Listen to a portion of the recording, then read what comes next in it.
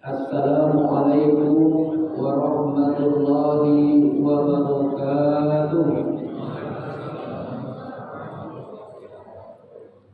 Alhamdulillah, puji syukur kita sampaikan kehadirat Allah Subhanahu wa taala yang mana pada malam yang ke-6 ini kita masih diberinya nikmat sehat dan kesempatan sehingga kita dapat hadir bersama-sama di Masjid Al-Ansor melangkahkan kaki yang pertama guna melaksanakan ibadah di bulan suci Ramadan ini. Mudah-mudahan amal ibadah yang kita laksanakan tersebut senantiasa diterima oleh Allah Subhanahu wa taala. Amin ya rabbal alamin. Selawat dan salam juga tak lupa mari kita kirimkan ke junjungan alam Nabi besar kita Muhammad sallallahu alaihi wasallam dengan ucapan Allahumma shalli ala Muhammad wa ala ali Muhammad. Assalamu alayka ya Rasulullah, assalamu alayka ya Habibullah. Bapak-bapak dan ibu-ibu hadirin yang kami hormati, adapun judul tausiah yang telah ditetapkan oleh Istri Kota Pekanbaru pada malam hari ini adalah pemicu konflik antara mertua dan menantu. Itu judulnya. Jadi ini bukan anak-anak, tapi konflik ibu-ibu ya. Jadi kalau kesempatan ini karena materinya mungkin agak berat, jadi saya tidak akan panjang-panjang, dan cukup sampai selesai saja.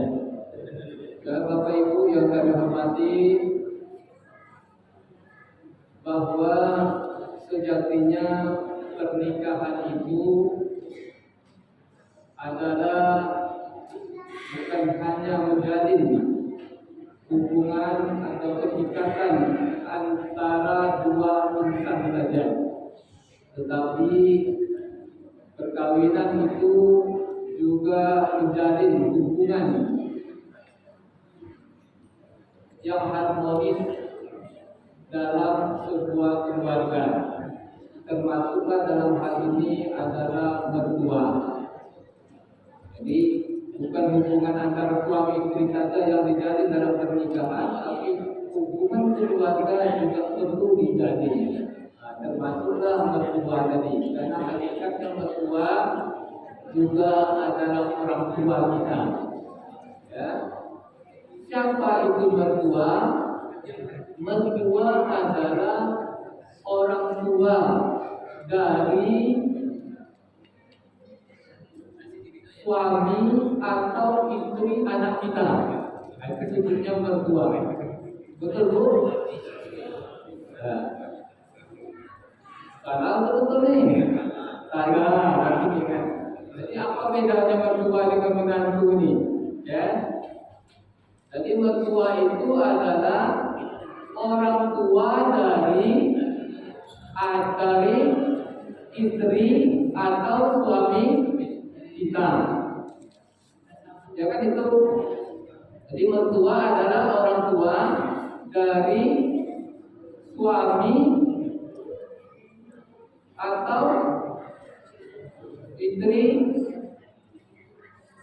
kita. Ya. Sedangkan menantu adalah suami atau istri dari anak kita. Nah, itu menantu. Nah, jadi sejatinya kita disuruh untuk saling berbuat baik kepada sesama kita, lebih-lebih kepada keluarga kita. Ya, hubungan keluarga kita perlu dijalin dengan baik. Dalam Al-Quran, dalam hal kebaikan ini Allah selalu anjurkan fastabiqul khairat, berlomba-lomba dalam kebaikan. Nah, Bapak Ibu yang dirahmati Allah Subhanahu wa taala, dalam Al-Quran surat An-Nisa ayat 34 Allah Subhanahu wa taala mengatakan wa'budullaha wala tusyriku bihi syai'a wa bil walidaini ihsana. Dan subhanallah, dan janganlah kalian mempersekutukannya, dan kepada kedua orang tuamu hendaklah kalian berbuat baik. Nah, termasuk orang tua itu adalah mertua. Nah, kita harus berbuat baik selaku menantu, kita harus berbuat baik kepadanya. Nah, Bapak Ibu yang dirahmati Allah Subhanahu wa taala, saya yakin yang di dalam ini kalau yang sudah tua pasti punya menantu, betul kan? Nah, yang muda-muda yang sudah beristri pasti punya mertua. Nah, jadi kan itu. Jadi perlu berbuat baik. Permasalahannya sekarang judulnya itu pemicu, ya, pemicu konflik. Konflik itu permasalahan antara mertua dan menantu. Apa yang menyebabkan mereka timbul konflik, perselisihan? Nah, Bapak Ibu yang dirahmati Allah Subhanahu wa taala, dalam dunia kehidupan yang memang sebagian ataupun tidak sedikit daripada ibu mertua, ini khusus pada ibu nih ya. Nah, tidak sedikit ibu mertua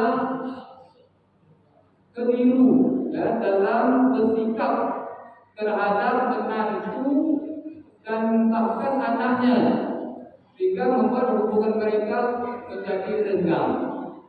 Nah, menjadi renggang ini tidak sedikit, artinya cukup banyak. Dan bahkan kalau kita tengok sinetron ya, seperti sinetron Suara Hati Istri, ada judulnya ya. Ya, itu dia biasanya ibu selalu nonton tuh, saya yakin tuh, ya, Suara Hati Istri. Nah, yang diawali dengan lagu Rosa ya. Nah, itu apalagi ini menunjukkan gambar bahwa konflik antara menantu dan mertua itu selalu terjadi. Apa penyebabnya? Ya, di antara penyebab atau pemicunya itu adalah di mana seorang ibu setelah anaknya menikah, ya, setelah anaknya menikah, maka seorang ibu dia merasa tidak menjadi orang terpenting lagi dalam kehidupan anaknya. Nah, karena merasa tidak menjadi orang penting lagi dalam kehidupan anaknya, maka dia merasa tersaingi. Perasaan inilah yang memicu dia timbul benci kepada menantunya, merasa tersaingi. Jadi seolah-olah ya kasih sayang anaknya tercurah kepada istrinya, tidak lagi kepada emaknya. Ini kesannya. Ini yang menimbulkan pemicu. Salah satu penyebabnya kenapa hubungan antara mertua dan menantu itu terjadi konflik. Nah, pada umumnya yang dirasakan yang sering muncul adalah konflik itu terjadi antara menantu perempuan ya dengan mertua perempuan. Ya, kenapa ini lebih banyak ketimbang menantu laki-laki? Karena pada umumnya wanita itu setelah menikah dia tinggal dengan suaminya, ikut suami. Nah, kadang-kadang suami itu masih tinggal dengan orang tuanya, sehingga di sinilah muncul klisnya ini.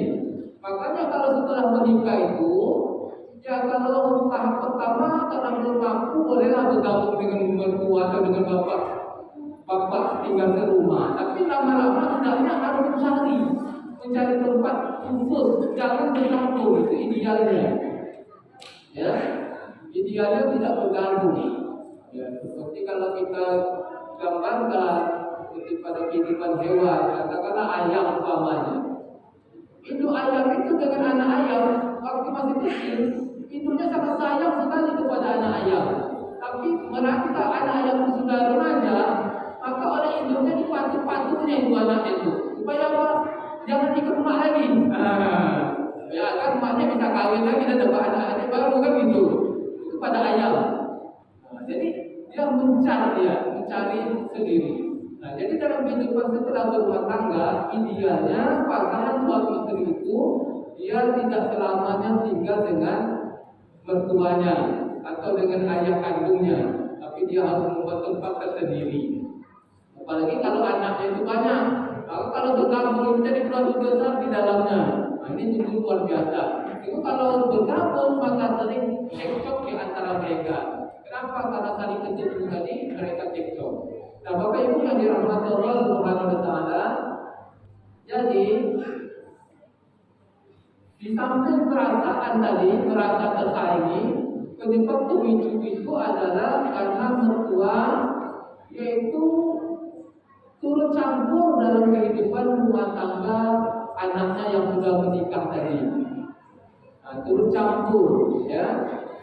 Yang berikut tadi karena sikap yang berbeda, ya, sikap berbeda antara menantu dengan mertua tadi. Termasuklah dalam hal urusan apa saja dalam rumah tangga tadi. Termasuklah dalam urusan masalah anak atau cucu tadi. Nah, bagaimana cara memandikan anak oleh menantu tadi, oleh mertua, menurut dia tidak pas, maka timbullah nasihat-nasihat dan sebagainya sehingga timbul merasa digurui atau timbul merasa menantu tadi tersinggung dan sebagainya, sehingga ini menimbulkan pemicu daripada keretakan antara hubungan mertua dan menantu. Nah, Bapak Ibu yang dirahmati Allah Subhanahu wa taala, sejatinya menantu merupakan orang baru yang datang dalam sebuah keluarga. Jadi dia tentu idealnya menantu yang tinggal di rumah mertuanya, tentu dia akan lebih banyak mengenal bagaimana kehidupan rumah tangga keluarga yang ia tempati tersebut. Itu idealnya seperti itu. Nah, mertua tentu juga demikian, idealnya dia harus mengerti bagaimana keadaan menantunya ini. Nah, kalau sempat nanti selaku mertua membeda-bedakan antara menantunya yang satu dengan yang lainnya. Apalagi kalau anaknya yang mendapatkan pasangan yang berbeda-beda, ada yang mendapatkan pasangan yang kaya, ada yang mendapatkan pasangan yang cantik dan sebagainya, ada mendapatkan pasangan yang kurang mampu. Nah, kalau orang tua membeda-bedakan, maka ini akan bertambah terjadinya cekcok antara mertua dan menantu. Nah, ini yang sering terjadi. Nah, maka kalau sinetron itu tak jarang kalau kita lihat, ya, justru mertua mengadu domba antara menantu dengan anaknya jatuhnya. Ya, karena mertua ini kadang-kadang menginginkan suami istrinya, menginginkan anaknya mendapatkan suami yang kaya, maka suami yang miskin itu jatuhnya. Sehingga timbul nanti ujung-ujungnya bercerai. Ada suami yang baru yang kaya. Ini yang terjadi pada sinetron. Dan sinetron itu menunjukkan gambaran di dunia nyata, begitulah kondisi realnya di lapangan. Oleh karena itu, Bapak Ibu yang dirahmati Allah Subhanahu wa taala, maka memang perseteruan antara mertua dan menantu ini memang tidak bisa terelakkan, ya, karena dari sononya juga demikian. Oleh karena itu, maka disinilah pentingnya tuntunan agama, pentingnya ajaran agama, agar hal-hal yang demikian itu bisa terhindarkan. Artinya, sehingga terjadilah hubungan yang mesra antara menantu dan mertua tadi. Nah, mereka harus saling mengerti satu sama lain, ya, saling membutuhkan. Kenapa? Karena kita adalah makhluk sosial. Makhluk sosial itu tentu kita harus berinteraksi dengan baik antar sesama kita, apalagi dengan keluarga. Sedangkan dengan tetangga saja kita disuruh berbuat baik, tetangga itu kan bukan keluarga, jauh dari keluarga kita, tetangga namanya. Disuruh berbuat baik, apalagi yang ada hubungannya dengan darah daging kita. Dan termasuklah menantu tadi yang menikah dengan anak kita, maka ini tentu harus lebih baik. Nah, ini yang patut kita perhatikan, Bapak Ibu yang dirahmati Allah Subhanahu wa taala. Nah, Bapak Ibu yang dirahmati Allah Subhanahu wa taala, di dalam ayat surat Al-Nisa tadi, Allah Subhanahu wa taala, ya, menjelaskan bahwa di samping kita menyembah Allah dan tidak mensyarikatkannya, kepada kedua orang tua hendaklah kita berbuat baik. Hendaklah kita berbuat baik. Kemudian kepada siapa lagi yang berbuat baik itu? Kepada keluarga. Kemudian kepada anak yatim, kepada orang-orang miskin, kepada tetangga dekat dan tetangga jauh, kepada sahabat. Nah, begitu ayat Al-Quran menguraikan bahwa kita harus berbuat baik. Nah, diharapkan melalui tausiah yang berjudul memicu konflik antara mertua dan menantu ini, yang kita bisa mengambil hikmahnya agar kita selalu berbuat baik jika hal ini tidak terjadi dalam keluarga kita. Karena Al-Quran menyarankan ataupun memerintahkan kepada kita untuk selalu menjaga keluarga kita. Anfusikum wa ahlikum nar. Peliharalah dirimu dan keluargamu dari api neraka. Mudah-mudahan tausiah singkat ini ada manfaatnya. Lebih dan kurang mohon maaf.